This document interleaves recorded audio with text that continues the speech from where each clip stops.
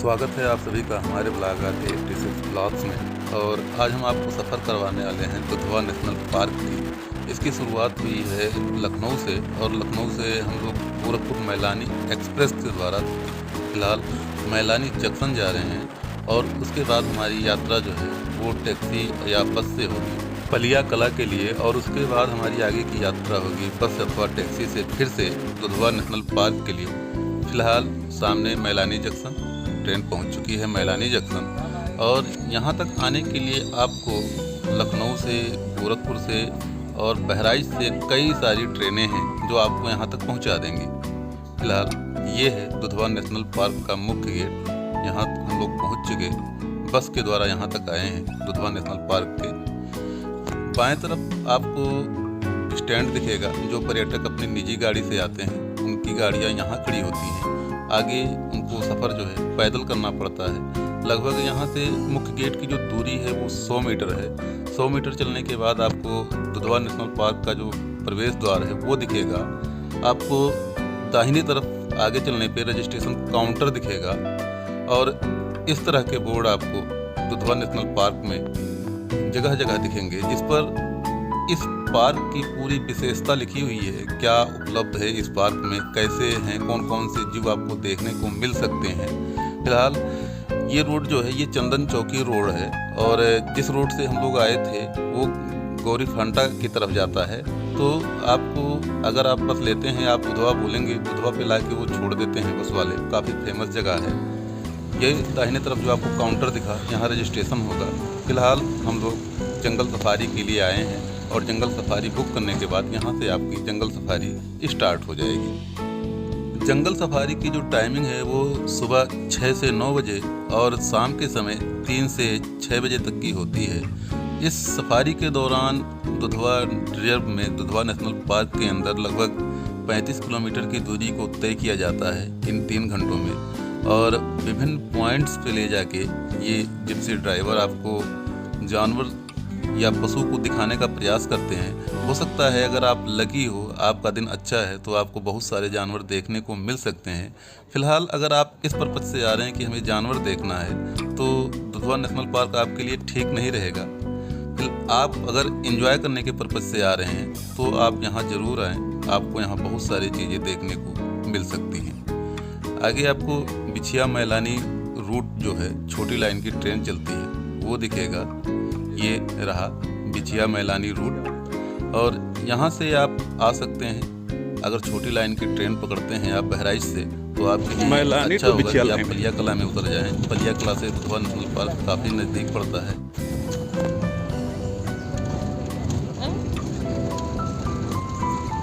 तो आप लोग इधर पहली बार आए? हम तो दूसरी बार आए, ये बाकी लोग पहली बार आए। रूट नंबर 1 है दुधवा का जी। इसके अलावा 2 जोन और है। अच्छा ये बताइए, किशनपुर अगर घूमना चाहें तो उसका क्या प्रोग्राम होता है? उसका भी हो जाएगा वहाँ का भी। तो उसके लिए कहाँ जाना पड़े? लेकिन किशनपुर जाएंगे डायरेक्ट तो वहाँ का पता नहीं है, गाड़ी खाली हो ना खाली हो, क्योंकि 6-7 गाड़ी है वहाँ पे। गोरखपुर में तो आप घूम नहीं पाएंगे। बिल्कुल। इससे अच्छा आप दुधवा आइए, या किसी का नंबर ले जाइए, बता दीजिए 2 दिन पहले कि आ रहे हैं, उस डेट में आपकी गाड़ी ब्लॉक हो जाएगी। नहीं, हमारे पास 2 लोगों का नंबर है। एक अजरुद्दीन भाई है, उनका नंबर है, तो जा चुके हैं यहाँ से, जा चुके हैं। और उसके बाद ये गोपाल जी, इनका नंबर था। तो भोपाल जी से भेजिए। बिल्कुल।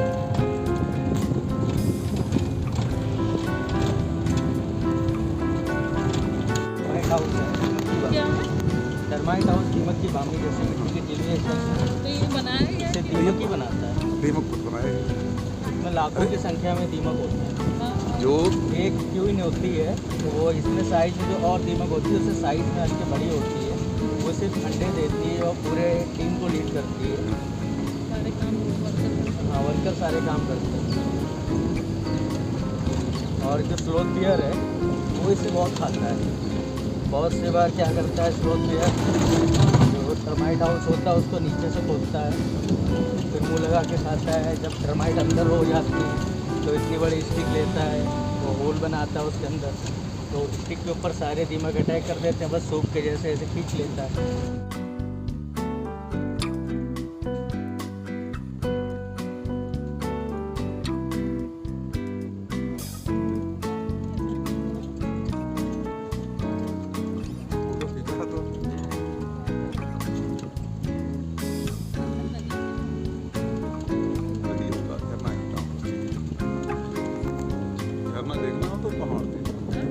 झरना देखना हो तो पहाड़ पे। नदी जो है, जो रोड नंबर 2 है, जी। वहाँ अच्छी जो है, वहाँ पे नदी के ऊपर पुल बना हुआ है, ऊपर क्रॉस करना होता है।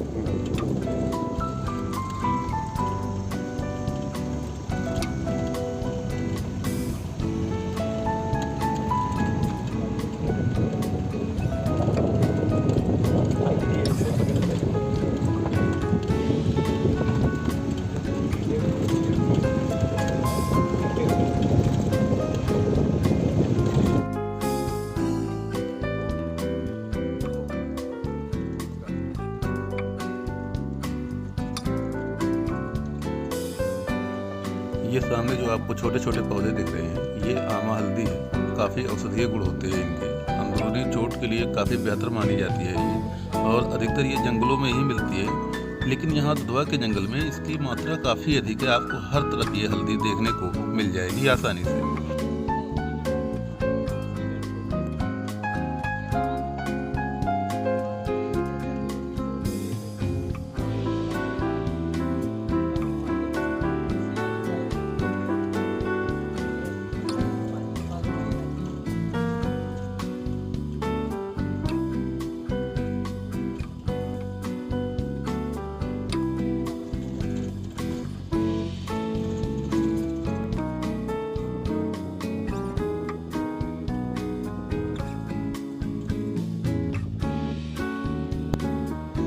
फिलहाल हम लोग 1 घंटे से लगातार चले जा रहे हैं और अभी तक कोई भी जानवर देखने को नहीं मिला। इसी बीच में हम चलते चलते आगे पहुँचे हैं बाके ताल, और यहाँ पर वॉच टावर बने हुए हैं। इस ताल के चारों तरफ वॉच टावर बने हुए हैं। यहाँ रुक के इंतज़ार करते हैं, देखते हैं क्या यहाँ कुछ देखने को मिल सकता है। ये फ्रंट व्यू है बाके ताल का। काफ़ी बड़ा क्षेत्र है ये मानसून में पानी से भरा होता है। फिलहाल पानी अभी भी इसमें है। इसमें काफ़ी बड़ी बड़ी घास है। वॉच टावर से आपको हम दिखाने की कोशिश कर रहे हैं, और इसकी घास इतनी बड़ी होती है कि बड़ा जानवर जैसे हाथी भी इसमें छुप जाता है, पास हो तो भी नहीं दिखाई देता।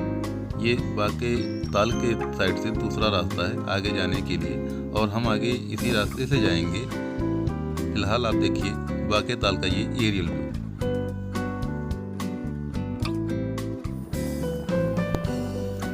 बाके ताल से आगे चल के हम पहुंच चुके हैं सुनरिया क्षेत्र में, और यहाँ छोटी लाइन का रेलवे स्टेशन है सुनरिया। फिलहाल बहुत कम ट्रेनें हैं इस रूट पे। अप लाइन की 2 ट्रेनें और डाउन लाइन की 2 ट्रेनें, यानी कि पूरे दिन में 4 ट्रेनें हैं। और सुनरिया क्षेत्र में रेलवे स्टेशन भी है, यहाँ आप उतर सकते हैं। लेकिन यहाँ उतरना आपके लिए ठीक नहीं होगा, क्योंकि फिर आपको पैदल ही यात्रा करनी होती है, और इन जंगलों में पैदल यात्रा करना बहुत कठिन काम है, सेफ नहीं है। पता नहीं कौन सा जानवर कब पहुंच जाए सामने आपके। इसीलिए मैं आपको यहाँ उतरने की सलाह बिल्कुल नहीं दूंगा। आपके लिए सबसे अच्छा होगा कि आप पलिया कला ही उतरें। इस साइड जंगल में आग लगी थी, पूरा जंगल जला हुआ है।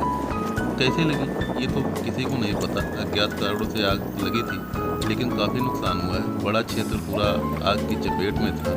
जब तक हम लोग पहुँचे ये बुझ चुका था, लेकिन धुआं अभी भी इसमें से लगातार निकल रहा था। इनसे बचाना होगा जंगलों से, तो काफ़ी नुकसान होता है इन जंगल की आग से जंगल को।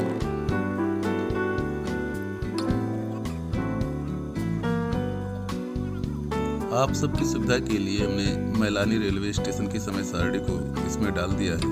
अगर आप यहाँ आना चाहते हैं तो इसका स्क्रीनशॉट ले लीजिएगा। ये मैलानी रेलवे स्टेशन की टाइम टेबल है, और इनमें यहाँ आने वाली और यहाँ से जाने वाली सारी गाड़ियों की डिटेल है। काफ़ी फ़ायदेमंद होगा आपके लिए अगर आप दुधवा नेशनल पार्क आने की प्लानिंग कर रहे हैं। ट्रेन से आना काफ़ी अच्छा होगा, ट्रेन से आना चीपेस्ट भी होता है। लेकिन अगर आप अपनी गाड़ी से आना चाहते हैं तो बिल्कुल आ सकते हैं, आसानी से आ सकते हैं। वेल कनेक्टेड है पूरा दुधवा नेशनल पार्क चारों तरफ से। चाहे आप बहराइच की तरफ से आएँ, चाहे आप लखनऊ की तरफ से आएँ, या फिर शाहजहाँपुर पीलीभीत की तरफ से आएँ, बरेली की तरफ से आएँ, हर तरफ से आप यहाँ आ सकते हैं। वेल कनेक्टेड है, और आपका लास्ट स्टॉप जो होगा वो पलिया कला होगा। पलिया कला तक आपको आना ही होगा किसी भी साधन से। फिर वहाँ से आपकी यात्रा शुरू होगी नेशनल पार्क की। फिलहाल आगे का जो क्षेत्र है वो वर्जित क्षेत्र है। क्योंकि हाई कोर्ट की नई गाइडलाइन के अनुसार पर्यटक आ किसी रहे भी हैं, सिक्योरिटी रिजर्व का क्षेत्र का होना चाहिए। 80% एरिया रिजर्व होता है, सिर्फ 20% एरिया पर्यटकों के लिए खोला जाता है। और इस 20% एरिया का ही भरभर हम कल से कर रहे हैं और इस 20% एरिया में ही हम प्रयास कर रहे हैं फिलहाल कि कोई एनिमल, कोई जानवर दिख जाए। फिलहाल 2 घंटे होने को हैं, कुछ नहीं दिखाया अभी तक। जंगल की धूल, जंगल की हरियाली और इन जंगलों में हम धूल फांकते हुए आगे बढ़ते जा रहे हैं 2 घंटे से लगातार। यहाँ इस क्षेत्र में कम से कम हम 20 से 25 मिनट रुके। ये बताया गया कि यहाँ टाइगर की आवाज़ सुनी गई है अभी 1 घंटे पहले। उसी की कोशिश में, उसी को देखने की कोशिश में लगे हुए हैं कि शायद ही दिख जाए और यहाँ आना हमारा सफल हो जाए। लेकिन अभी तक तो पूरी हताशा मिली है। 2 घंटे होने को हैं, आगे चलते हैं, शायद कुछ देखने को मिले।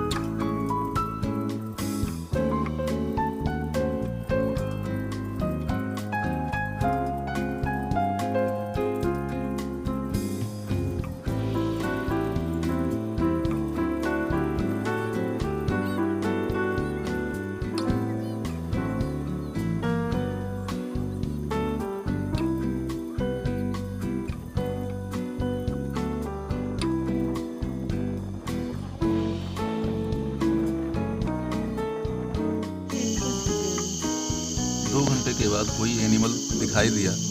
इन सूखी घासों में आपको स्पॉटेड डियर दिख रहे होंगे। शायद आपको आसानी से देखने को ना मिल रहे हों, क्योंकि स्पॉटेड डियर का जो कलर है इन सूखी घासों के कलर की ही जैसा है और ये बिल्कुल इसमें छिपे हुए हैं। थोड़ा जूम करके आपको दिखाने की कोशिश करते हैं। ये देखिए, अब आपको दिखे होंगे, ये स्पॉटेड डियर हैं और ये पहले एनिमल हैं जो दुधवा में हमें आज दिखे।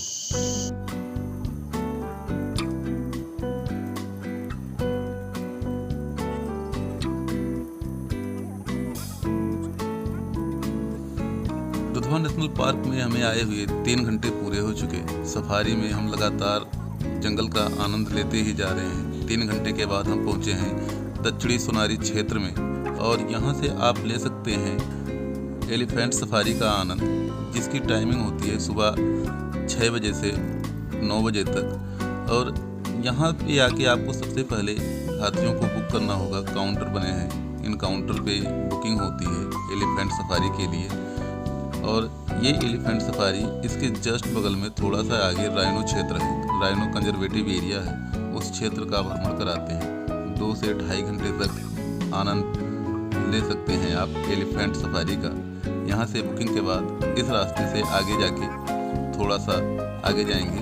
यहाँ लेफ्ट हैंड पे जो आपको बैरिकेडिंग दिख रही है, इसके अंदर ही राइनो कंजर्वेटिव एरिया है और इसी एरिया की भ्रमण हाथी के द्वारा कराया जाता है, एलिफेंट के द्वारा कराया जाता है। ये जो सामने रास्ता है, इसी रास्ते पे राइनो कंजर्वेटिव जोन का रास्ता है, गेट है और यहीं से एंट्री होती है राइनो कंजर्वेटिव एरिया में। फिलहाल हम दूसरे क्षेत्र की तरफ चल रहे हैं क्योंकि शाम के समय हम आए और शाम के समय राइनो क्षेत्र जो होता है वो क्लोज होता है, यहाँ नहीं जा सकते। यहाँ अगर आपको राइनो क्षेत्र में घूमना है तो आपको सुबह ही जाना होगा 6 से 9 वाले टाइमिंग में। आगे चलते हैं हम दक्षिणी सोनारी रेंज से और पार्क की तरफ हमारी वापसी हो चुकी है। 3 घंटे से ज़्यादा का समय हो चुका है। फिलहाल ये सफारी 3 ही घंटे की होती है, लेकिन उससे ज़्यादा समय बीत चुका है, 3.25 घंटे के आसपास हो चुका और हम अब वापसी कर रहे हैं। ये जो बैरिकेडिंग की हुई है, ये राइनो क्षेत्र की ही बैरिकेडिंग है, जिससे कि राइनो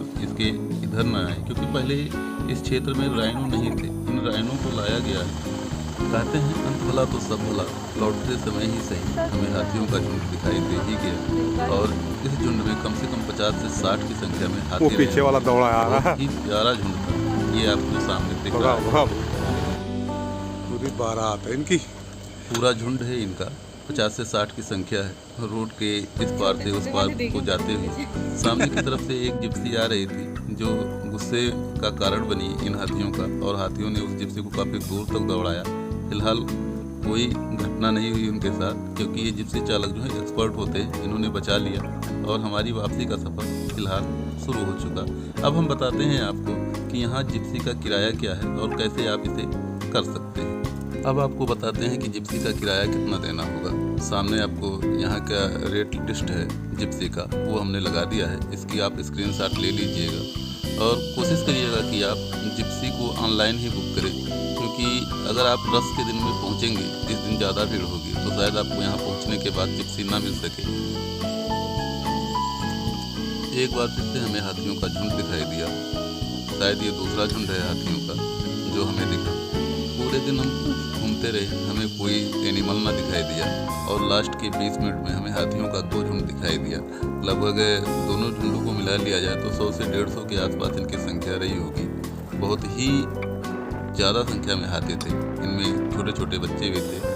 ये अब हमारी वापसी हो चुकी है पार्क की तरफ। हम नेशनल पार्क जा रहे हैं, जहाँ पे हमारा जंगल सफारी ख़त्म होगा। उसके बाद हम आगे की यात्रा शुरू करेंगे। बने रहिए हमारे साथ इस वीडियो में। अगर आपको कुछ सुझाव चाहिए, कुछ और जानकारी चाहिए, तो आप कमेंट करके हमसे पूछ सकते हैं। यहाँ पहुँचने के लिए, यहाँ रहने के लिए, स्टे करने के लिए कमेंट बॉक्स में आप पूछिएगा, हम जवाब जरूर देंगे। फिलहाल एक बार फिर से हम वहीं पहुँच चुके हैं, बिछिया मैलानी छोटी लाइन पे, और इसके आगे ही हमारा दुधवा नेशनल पार्क है, जहाँ पे ये सफारी ख़त्म होगी। वीडियो में बने रहने के लिए धन्यवाद। मिलते हैं आपसे अगले वीडियो में, तब तक के लिए नमस्कार।